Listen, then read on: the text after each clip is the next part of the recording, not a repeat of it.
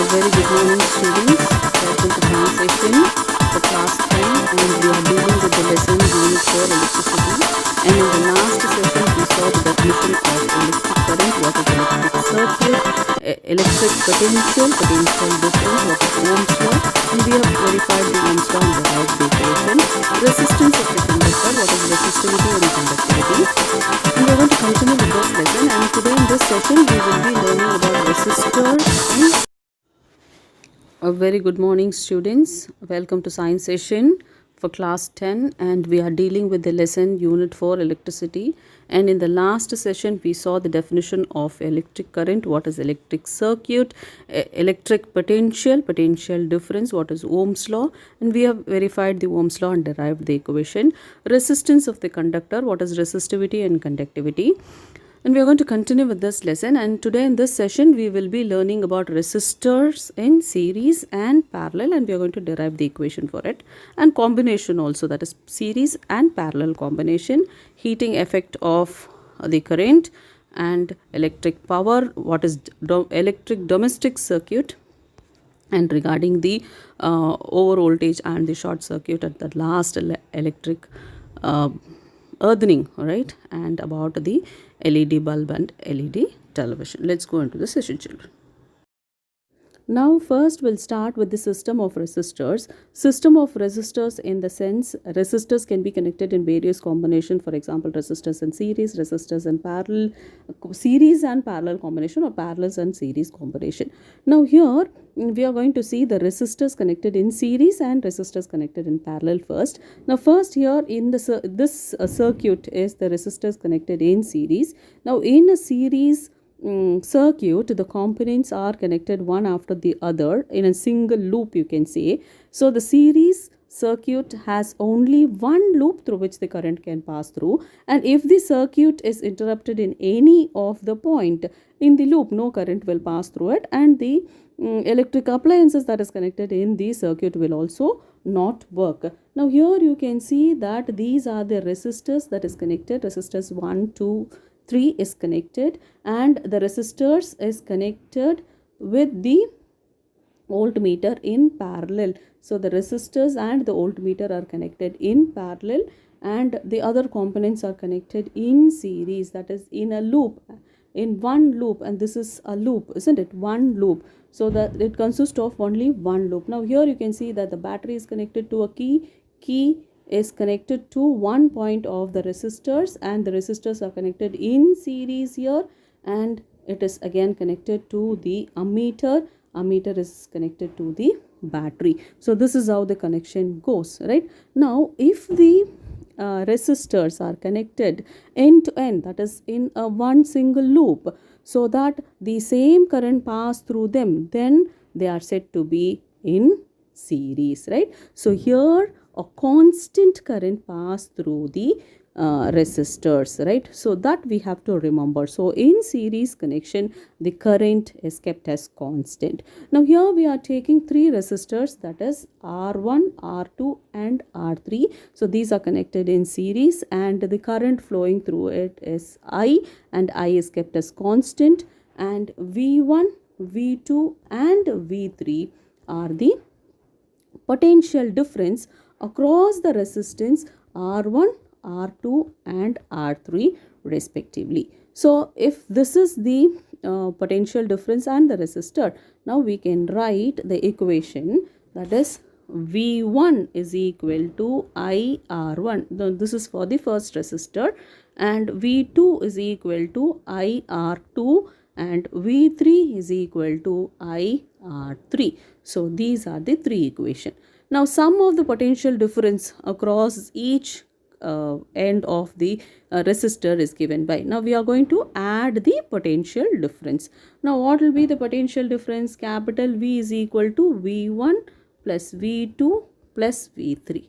Now we have just now wrote the equation for V1, V2 and V3, isn't it? Now we can substitute in this equation, right? So what will be the equation? IR1 plus IR2 plus IR3, right? Now we said that I is constant and it is common, isn't it? I can be taken outside. Now this will be R1 plus R2 plus R3. So let this be equation 1, right? Now we are going to find out the effective resistance of the single resistor. Now this can be done by replacing the resistors effectively, so as to allow that the same current is passed through the resistor.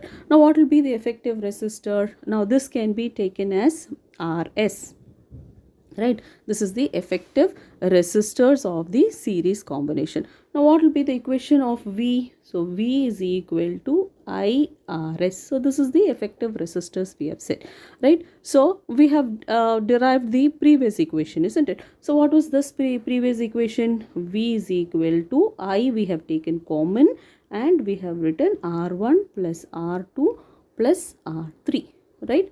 Now this is equation 1, and let this be equation 2. Now we are going to combine these two equations. So since the left hand side is common, we can equate the right hand side. Now when you equate the right hand side, how it will be? IRS is equal to IR1 plus R2 plus R3, isn't it? So this will be the equation, right? Now we can cancel I on both the sides because it is common. So what will be RS? RS will be R1 plus R2 plus R3. So this is the resistor, effective resistor. So effective resistance, or the effective equivalent resistance, you can say, is equal to the sum of the individual resistance, right? So what is equivalent resistance or effective resistance? It is equal to the sum of the individual resistance. Now for example, if you consider there are n number of resistors, right? Now there are n number of resistors are connected. Now what will be RS will be equal to NR, right? So this is the equation for the n number of resistors that is connected.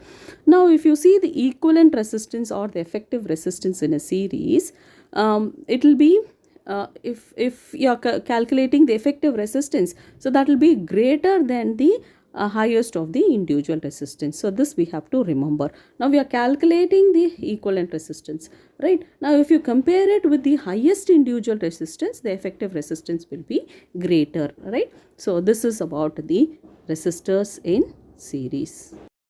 Now next we'll move to the resistance in parallel, right? In parallel connection, there are more than one loop, right? So there are two or more loops through which the current will be flowing through. Now if the circuit is disconnected in one of the loop, the current will flow through in the other loops. Now if you see the wirings in our house, right, most of the domestic circuits, if you see, it will be in parallel connection. Now if there is an over voltage, or if there is a short circuit, then short circuit in one of the appliances, the other appliances will not get affected, right? So this is about the parallel connection. Now if you see the picture, now here you can see that there are three resistors that is connected in parallel. You can see it is parallel to one another, isn't it? So this is again connected in parallel with the voltmeter. I said that always the resistance are connected in parallel with the voltmeter. Now this resistance is connected to a battery to key to the ammeter, again to one end of the resistor, right? So this is how the connection is. Now if you see the loop, then again it consists of one or more loop. You know, this is one loop, and this is again another loop with the resistor, the second one. So this is how it consists of more than one loop. Now here in the resistors that is connected in parallel, the potential difference across the resistance, each of the resistance is same, and it is equal to the potential difference between A and B. Here the potential difference V is kept constant, right? Now here in the resistors in series, we said that the current is kept constant, isn't it? So here potential difference is kept constant. Now we can write the equation according to Ohm's law. So we'll modify I is equal to V divided by R. Now if it is I1, then R1, right? And I2 is equal to VR2, and I3 is equal to R3, right? Now here we can write the total current that is flowing through it. Now this is for each of the resistance I1, I2 and I3, isn't it? So the total current that is flowing through the circuit is given by I is equal to I1 plus I2 plus I3. Now we have found out what is I. So I is equal to, I will substitute here instead of I1, I2 and I3. Here V divided by R1, V divided by R2 and V by R3, right? Now the effective resistance that is connected in parallel is considered to be I is equal to the effective resistance of the parallel combination is given by Rp. So I is equal to V divided by Rp. So this is for the effective resistance or equivalent resistance. So we saw the previous equation, isn't it? So we are going to combine these two equations. I is equal to V divided by Rp. This is one of the equation, right? Now we have found out the total current. Now what is that? I is equal to V divided by R1 plus V divided by R2 plus V divided by R3. So we are going to combine this equation 1 and 2. So what we will get? V divided by Rp is equal to V divided by R1 plus V by R2 plus V by R3, right? Now here we can take V as common. So you will get 1 divided by R1. Now in this equation V can be taken as common. So we will get V divided by Rp is equal to, V can be taken as common. So 1 divided by R1 plus 1 divided by R2 plus 1 divided by R3. Now we can cancel V on both the sides. So 1 divided by Rp is equal to 1 divided by R1 plus 1 by R2 plus 1 by R3. So this is the effective resistance when it is combined in, or when it is connected in parallel. So the equivalent resistance, if you see that is in parallel combination, it will be less than the lowest of the individual resistance. Now after finding the effective resistance, if you compare it with the lowest individual resistance, it will be less than that of the lowest individual resistance. So this is about the resistors connected in series and resistors connected in parallel. So the resistors connected in series, the equation is Rs is equal to R1 plus R2 plus R3, and resistance connected in parallel Rp is equal to 1 divided by R1 plus 1 by R2 plus 1 by R3.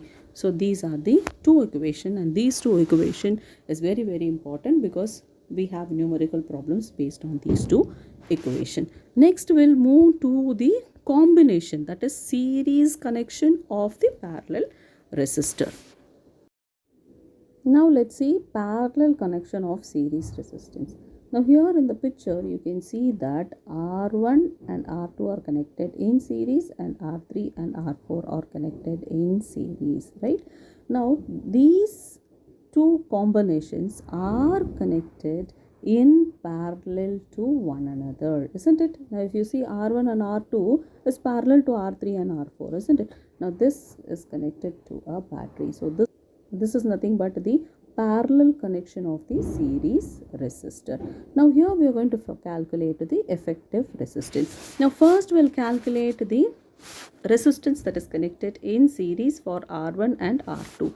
So here it will be Rs1 is equal to R1 plus R2. These are connected in series, isn't it? So similarly for R3 and R4. So that is Rs2 is equal to R3 plus R4. So this is about the series connection, isn't it? Now we are going to find out the total resistance. Now for the total resistance, what we have to do? We have to add this Rs1 plus Rs2, isn't it? Now what is the total? Resisted 1 divided by R total. Why 1 divided by R total? Because they are connected in parallel, right? So these two are connected in series, we have calculated, but these two resistors which is connected in series are connected in parallel. So R total is equal to 1 divided by Rs1 plus 1 divided by R is 2. So this will give you the effective resistance or the net effective resistance. So this is about the parallel series combination of the resistors, and this is the equation. Now let's see the difference between the series and a parallel connection. This is very important question, children. So this is the difference between the series and the parallel circuit.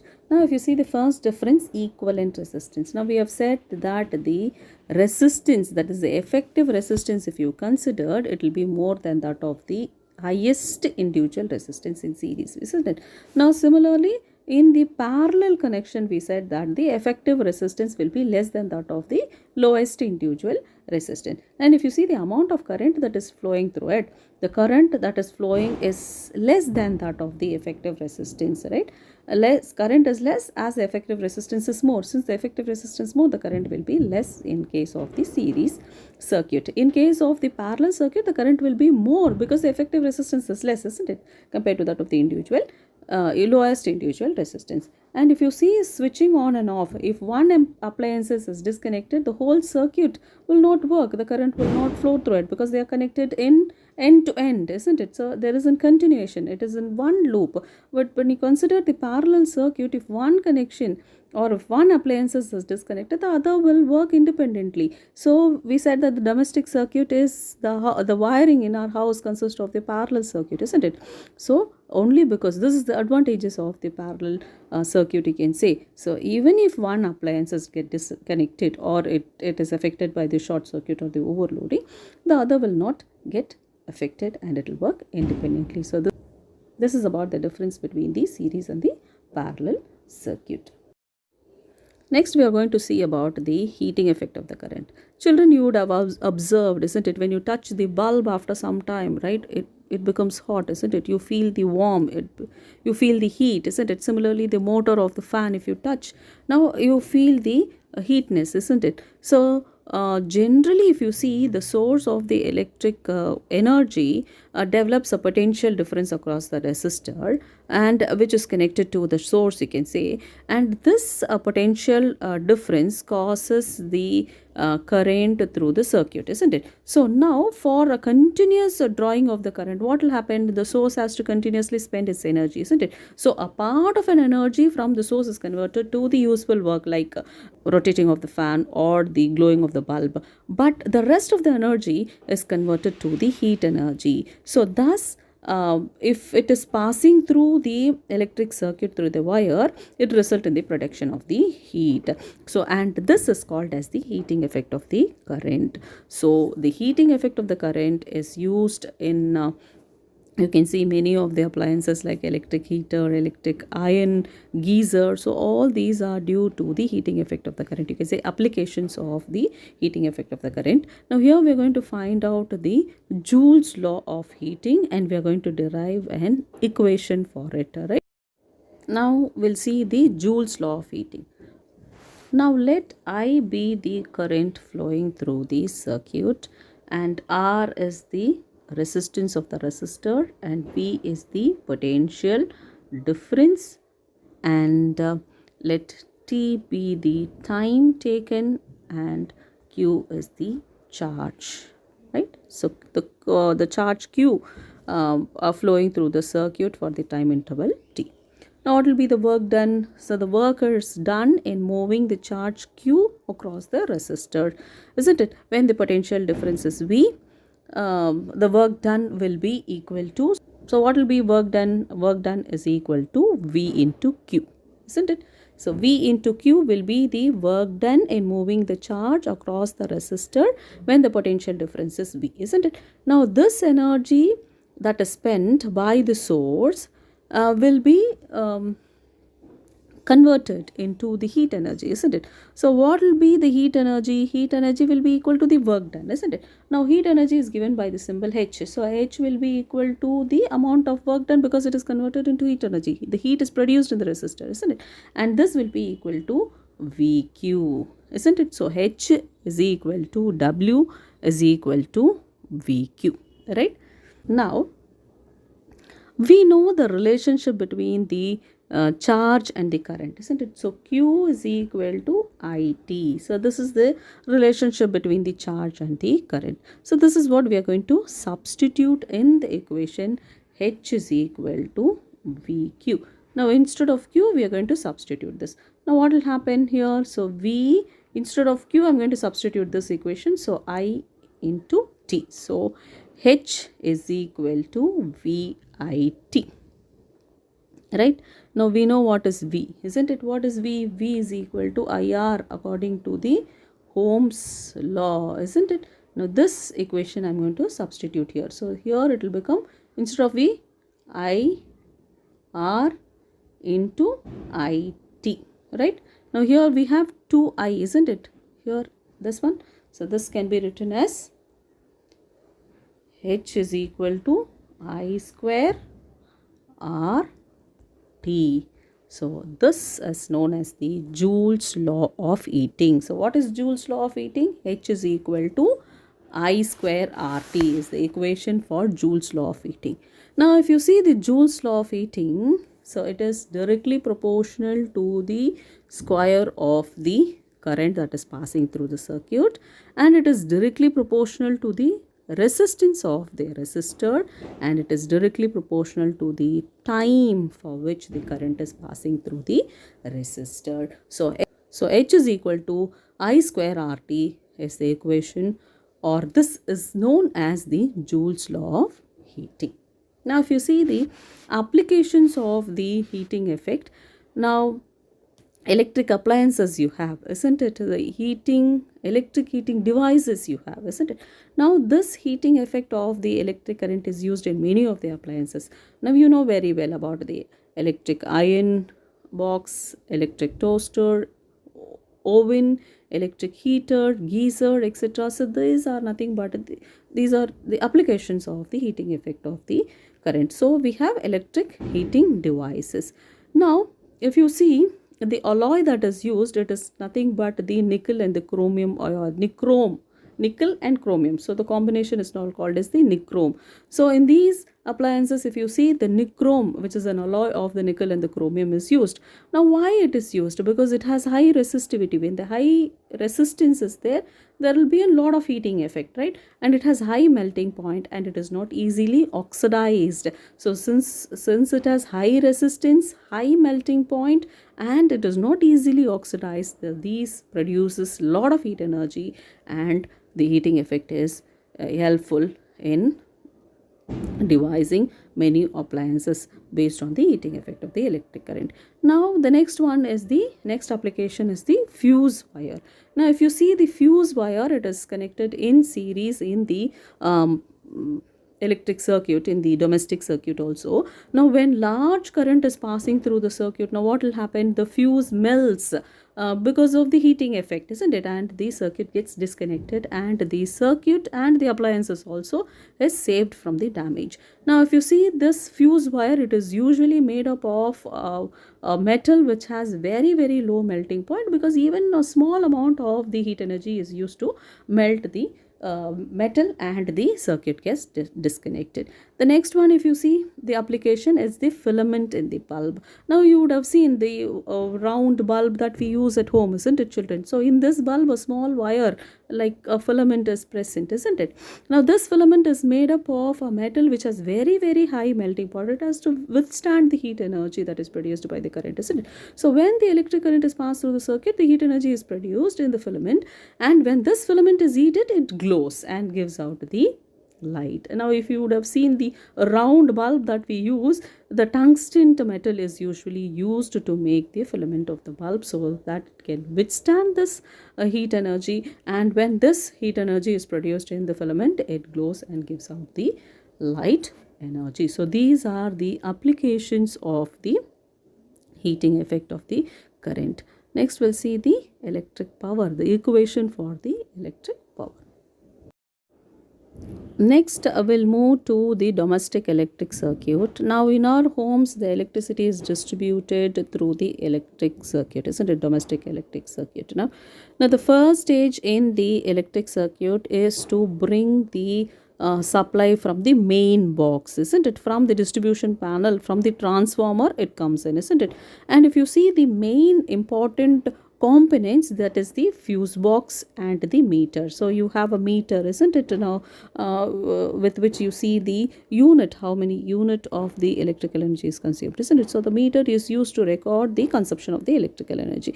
And if you see the fuse is either the fuse wire, or you can say now MCB is used. So that is the miniature electric breaker. So it is used to protect the house from the overloading or the excess of the current or the short circuit, right? Now, how is the electric circuit brought to the house? Now you have two insulated wires, isn't it? Now out of these two insulators wire, one will be the red insulation, the other one will be the black insulation. The red insulation is the live wire and the black insulation is the neutral wire. Now you would have seen the wire connection in your house, isn't it, children? So the electricity supplied in your house, if you see, if we have an alternative current, isn't it? AC current is supplied, and the potential difference will be, electric potential will be 220 volts. In India, the electric potential will be 220 volts. So both the live wire and the neutral wire will enter into the box, right? And the where the main fuse, you will have the main fuse in the electric meter, isn't it? Now after the electricity meter, what will happen? These two wires enters into the main switch that you have inside your house, isn't it? Now which is used to disconnect the electric supply whenever you are necessary. You have to pull a knob, isn't it, so that it switch on and off, isn't it? So after the main switch, now what will happen? These two wires are connected to two different circuit. Now out of these two different circuit, if you see, one circuit will be 5A ampering, which is normally used for the low rating powers. For example, if you have to connect the tube light, bulbs, fans, which requires the low ampere current, isn't it? So 5A rating is used for these appliances. Now for the other circuit, 15A rating is used, because these are the heavy appliances, high power rating appliances. For example, air conditioner, that is AC, refrigerator, iron box, geyser, if you see. So these are connected in another circuit, right? So you have two circuits normally, right? And so one will be of 5A rating, the other will be of 15A rating. And if you see, all the circuit in our house are connected in parallel. We said that, isn't it? So the connection in the domestic circuit is parallel, so that the disconnection of the one circuit will not affect the other circuit, or the one appliances, the shortage or the over voltage in one appliances will not affect the other appliances. So this is one of the main advantages of parallel connection, so that each appliances gets equal voltage also, right? So the voltage fluctuation will not be there in the parallel connection, right? Now if you see the overloading and the short circuit, now we use the fuse, isn't it, to disconnect the circuit when there is an over voltage or the short circuit. Now over voltage happens when a large amount of the many appliances are connected in series with one another. Now this will lead to an excess flow of the current in the circuit, and the short circuit may occur. So when a amount of the current that is passing through the wire exceeds the limited amount, now what will happen? The wire gets heated very fast, isn't it? And it causes a fire. So this is called as overloading. Now when the live wire, it comes in contact with the neutral wire, then there will be a short circuit, right? So this happens when the insulation of the wire, now there will be an plastic insulation, isn't it, above the wire, copper wire. Now if it get damaged due to the heat energy or any other external forces or any other external factors, now what will happen? It will come in contact with the appliances, isn't it? So due to this, short circuit occurs, and the effective resistance in the correct circuit, if you see, it becomes very less, and there will be a large flow of current in the circuit, and this leads to the heating effect of the current, because large current makes the wire hot, isn't it? So this results in the heating of the wire, and it may causes of fire in the building. So normally what will happen to avoid all these things, earthing will be done in the electric circuit. The third wire that will be connected, if you have seen the wire connection, there will be a third wire called green insulation, isn't it? It will be with the green insulation. It is usually connected to the metallic electric appliances, and this is called as earth wire, right? So the other end of the earth wire is connected to a metal tube, or the normally it is buried into the earth, right? So this wire provides low resistance to the electric circuit. And what will happen, this wire sends the current from the appliances to the earth when there is an over voltage or the short circuit. So whenever the live wire touches accidentally with the electric appliances, this may occur, right? Or this earthing, what will happen, it will send the current, excess current through the earth. So this earth wire serves as a protector. It protects the appliances and the circuit from the electric shock. Nowadays we use LED bulbs and LED television, isn't it, children? So an LED bulb, if you see, it is nothing but the semiconductor device, and there will be chemical compounds which gives you the color that is emitted in the LED bulb, isn't it? Now you get different colors, isn't it? So with the help of these chemical compounds, now what are the chemical compounds? Like gallium arsenide and gallium phosphate, right? So these are the chemicals which gives the color of the emitted light. It depends upon this material, that is the chemical compounds, right? And LED bulbs that radiates the green, yellow and the orange colors, you can see, and this is due to the chemical substances that is present. And you can see the displays in the digital watts, isn't it? Calculators, traffic signals. So all these are nothing but the decorative lights, street lights, if you see. So these are the LED bulbs. These are nothing but the use of LED, right? And if you see the display, it will be like this. You can see here 7 segment display will be there, and this is the display that is used to give the output, that is you see on the screen, isn't it, the output. So this is how it is used, and it is used in digital meters, digital clocks, you can see, and you can see the washing machines, microwave ovens, you see this, isn't it? Depending upon the this one, this light glows, isn't it? So normally it consists of the 7 segments of LEDs in the form of a digit 8. Now here you can see it looks like an 8, isn't it? Digit 8, right? And these 7 LEDs are named as, here you can see the name, isn't it? A, B, C, D, etc., isn't it? And the extra 8th LED is used as in dot. Here you can see the dot, isn't it? So this is how the display that you see on the screen, or digital watches, or the microwave ovens, or the electric meters, you can see nowadays digital meters that you have, isn't it? Now if you see the merit of the LED bulb, there's no filament in the bulb. Now we said that if you see the round bulb, we have a filament, tungsten filament, isn't it? Now there's no filament in this bulb, so there will be no loss of heat energy, and it is cooler than the other ordinary bulb. And if you see fluorescence light, it will give you these fluorescent light, so it will have low power requirement, and it is not harmful to the environment. And white colors, different colors is possible here with the LED bulbs, and it is cost effective and energy effective, you can see. And if you see the toxic materials like mercury and the other toxic materials is not required. So this is, you can see, eco-friendly bulbs, you can say, right? So one way of overcoming the energy crisis is to use more of LED bulbs, because it is eco-friendly. Now if you see the LED television, so it is most important appliances of the light emitting diode. So LED is nothing but the light emitting diode, children.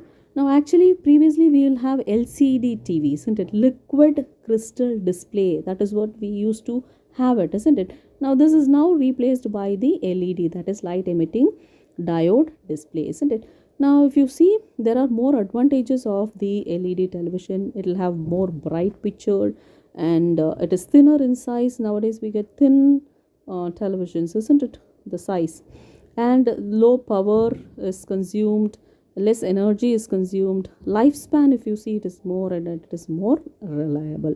So these are the advantages of the LED television. So, with that, we come to the end of the lesson, children. So, in this lesson, we saw what is electric current, electric circuit, potential difference, electric potential, and the resistors connected in parallel, in series, and we saw the combination of series and parallel combination. We have derived the equation for it. Now, what is electric power and Joule's law of heating, and at the last we saw about the LED bulbs and LED television, and we also saw about the domestic circuit, isn't it, the electric circuit that we use, right? Now your homework for today is in page number 57. You can see the first long answer question. So that is, with the help of the circuit diagram, derive the formula for the resultant resistance of the three resistors connected in series and in parallel. So this is your first long answer question. The PDF is sent to you. You can check in the website, and the answer will be there in the PDF for this question. So with the circuit diagram in parallel and the series, copy this in your classwork, and with the circuit diagram should be neat and clear, children. And in the next session we will discuss about the book back questions and also few solved numerical problems of this lesson, that is electricity. Now go through the video for the numerical problems, understand it. If you have any doubts, you can ask in the live session, and you have to submit the classwork in the school office on Friday and get it corrected as soon as possible, children. And we'll meet you in the next session. Thank you, children.